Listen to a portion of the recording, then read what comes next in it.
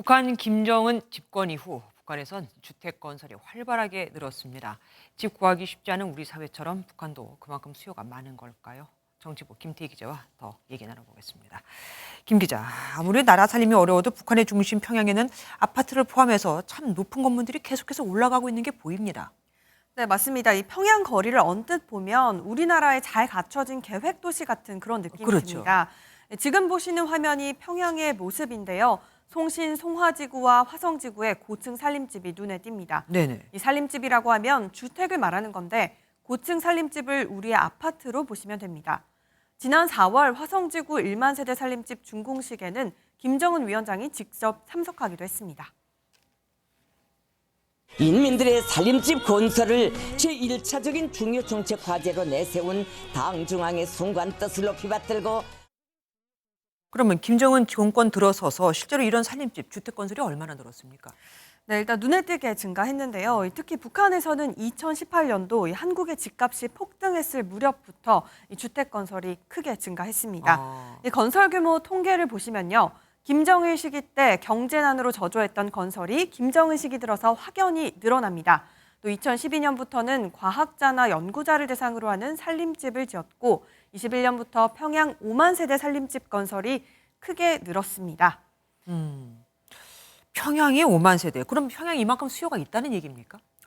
네, 이 평양은 서울보다 집 구하기가 더 어렵다고 보면 됩니다. 네. 일단 평양 인구가 310만 명 정도인데 10년 새 20만 명 정도 늘었습니다. 그런데 살림집은 지난 10년 동안 약 4만 세대 증가에 그치고 있습니다. 거기에다 노후 아파트가 약 6만 세대 정도 되기 때문에 주택에 대한 수요는 많다고 보면 됩니다. 원래 북한에서는 집을 사고 팔 수 있는 게 아니잖아요. 그냥 나눠주는 거 아닙니까?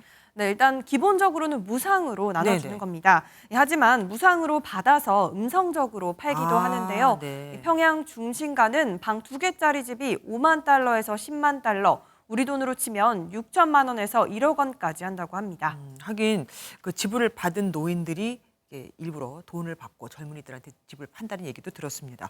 그러면 북한이 이렇게 산림집 건설에 골몰하는 또 다른 이유가 있을까요?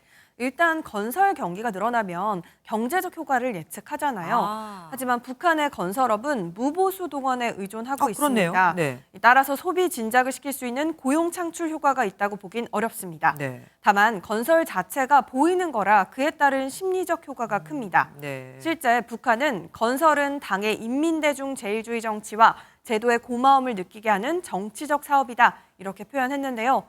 무상 공급을 선전해서 남한의 주택난과 대비되는 그런 건설 정치라고 보시면 되겠습니다.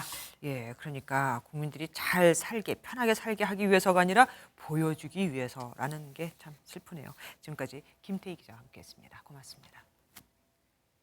안녕하세요, 김주하입니다. 공정하고 신속한 MBN 뉴스, 유튜브를 통해서도 만나보실 수 있습니다. 특히 더 많은 뉴스와 라이브를 보고 싶으시다면 오른쪽을 눌러서 구독하시면 됩니다. 어렵지 않죠? 빠르고 정확한 뉴스로 계속 찾아뵙겠습니다. MBN 뉴스를 시청해 주신 여러분 고맙습니다.